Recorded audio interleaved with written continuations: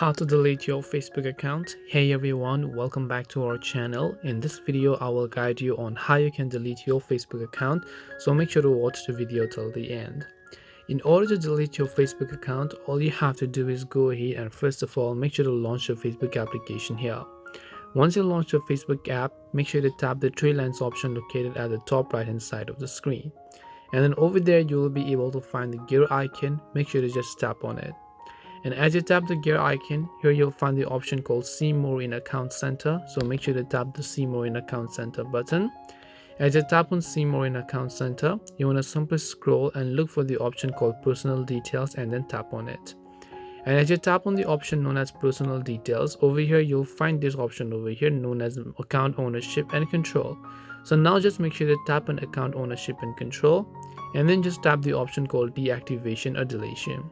Now by default, deactivation is actually going to get selected.